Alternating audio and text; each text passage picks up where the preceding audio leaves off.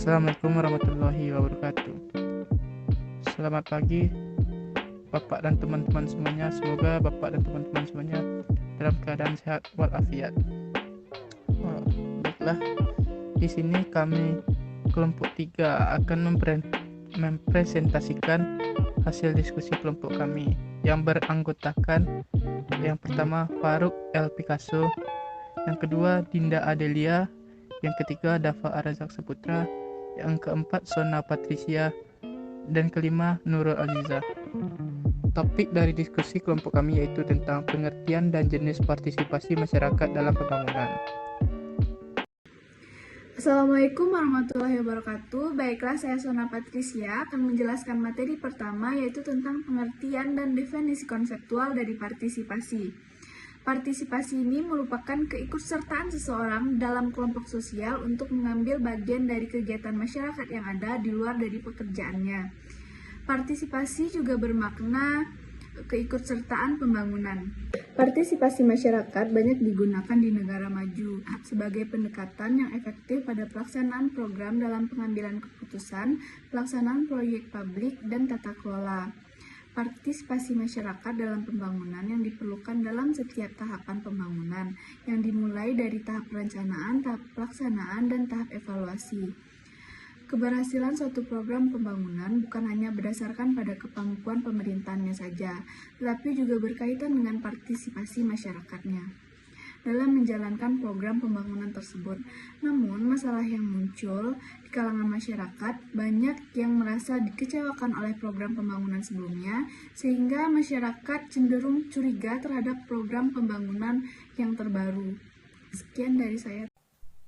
Saya Faruk L. Picasso, NIM 191081-1003, ingin melanjutkan pemaparan materi dari kelompok kami, yaitu mengenai contoh dari bentuk partisipasi masyarakat.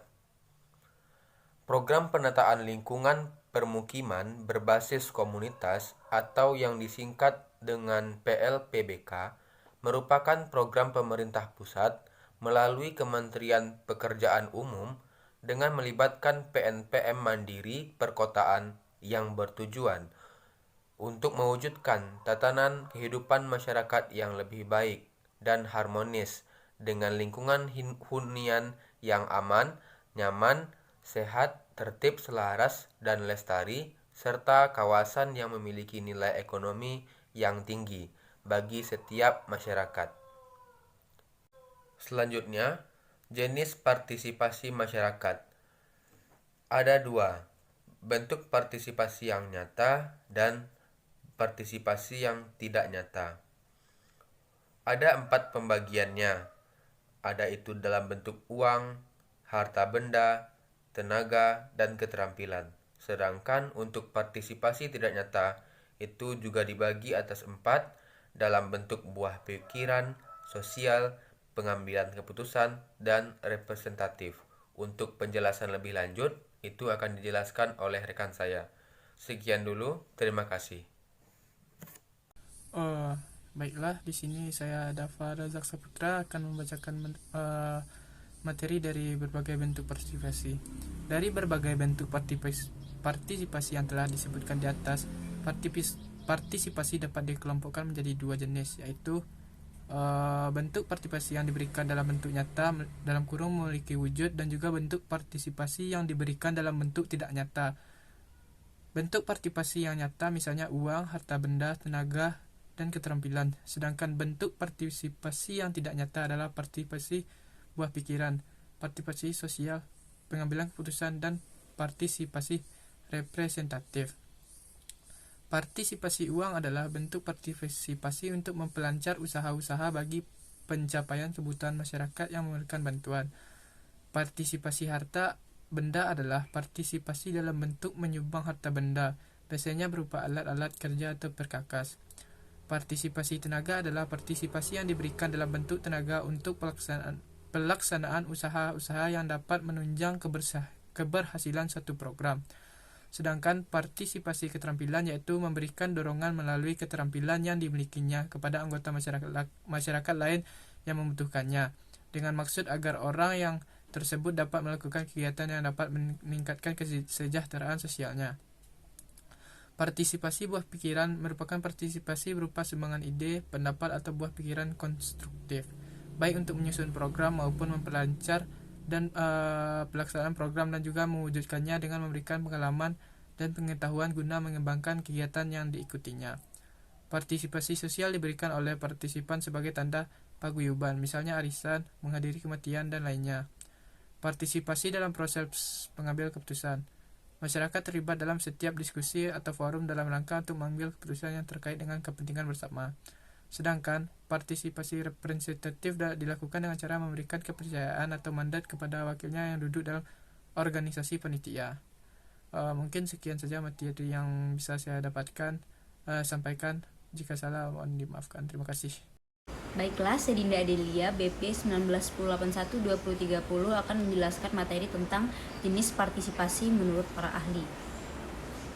Jenis partisipasi menurut Effendi dalam Siti Airin Astutide yang pertama, partisipasi vertikal, yaitu masyarakat terlibat atau mengambil bagian dalam suatu program pihak lain dalam hubungan di mana masyarakat berada sebagai status bawahan, pengikut, atau klien. Yang kedua, partisipasi horizontal, yaitu masyarakat mempunyai prakarsa di mana setiap anggota atau kelompok masyarakat berpartisipasi horizontal satu dengan yang lainnya. Jenis partisipasi menurut Basrowi dalam Siti Airin Astutide yang pertama yaitu partisipasi fisik, yaitu partisipasi masyarakat atau orang tua dalam bentuk menyelenggarakan usaha-usaha pendidikan. Yang kedua, partisipasi non-fisik, yaitu partisipasi keikutsertaan masyarakat dalam menentukan arah dan pendidikan nasional. Sekian dari saya, terima kasih. Baiklah, saya Nurul Azizah, BP 1981-3022 akan melanjutkan materi selanjutnya, yaitu mengenai jenis partisipasi. Jenis partisipasi menurut Sekretariat Bina Desa itu mengidentifikasikan partisipasi masyarakat menjadi 7 tipe berdasarkan karakteristiknya. Apa saja itu? Yang pertama yaitu partisipasi pasif atau manipulatif, di mana masyarakat berpartisipasi dengan cara diberitahu apa yang sedang terjadi dan apa yang telah terjadi. Pengumuman sepihak itu dilakukan oleh manajemen dan pelaksanaan proyek tanpa memperhatikan tanggapan masyarakat, serta informasi yang dipertukarkan itu terbatas. Yang kedua yaitu partisipasi dengan cara memberikan informasi, di mana masyarakat berpartisipasi dengan cara menjawab pertanyaan-pertanyaan penelitian seperti dalam halnya kuesioner dan sejenisnya. Nah, masyarakat itu tidak mempunyai kesempatan untuk terlibat dan pengaruhi proses penyelesaian, serta akurasi hasil penelitian tidak dibahas bersama masyarakat.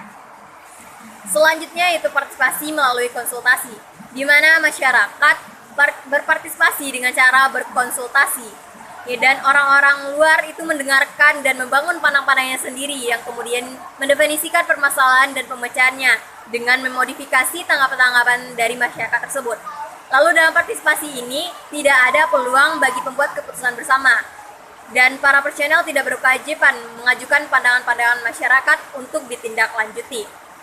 Lanjutannya yaitu partisipasi untuk insentif material, di mana masyarakat berpartisipasi dengan cara menyediakan sumber daya, yaitu seperti tenaga kerja, demi mendapatkan makanan, upah, ganti rugi, dan sebagainya. Nah, di dalam partisipasi ini, masyarakat tidak dilibatkan dalam eksperimen atau proses pembelajarannya. Dan dalam partisipasi ini juga, masyarakat tidak mempunyai andil untuk melanjutkan kegiatan-kegiatan yang dilakukan masyarakat, ya maksudnya yang dilakukan pada saat insentif yang disediakan atau diterima habis. Selanjutnya yaitu partisipasi fungsional, di mana pada partisipasi ini masyarakat berpartisipasi dengan membentuk kelompok untuk mencapai tujuan yang berhubungan dengan proyek. Yang kemudian partisipasi ini juga membentuk kelompok yang biasanya sudah ada keputusan-keputusan utama yang telah disepakati.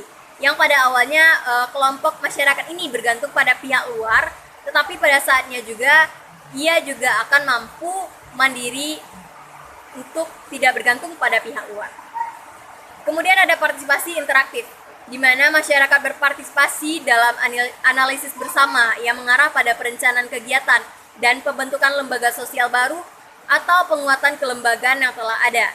Nah, partisipasi ini cenderung melibatkan metode interdisiplin yang mencari keragaman perspektif dalam proses belajar yang terstruktur dan sistematik. Kemudian dalam partisipasi interaktif ini juga, kelompok-kelompok masyarakat mempunyai peran kontrol atas keputusan-keputusan mereka, sehingga mereka mempunyai andil dalam seluruh penyelenggaraan kegiatan. Yang terakhir yaitu self-mobilization, di mana masyarakat berpartisipasi dengan mengambil inisiatif secara bebas, atau tidak dipengaruhi atau tidak ditekan oleh pihak luar, untuk mengubah sistem-sistem atau nilai-nilai yang mereka miliki.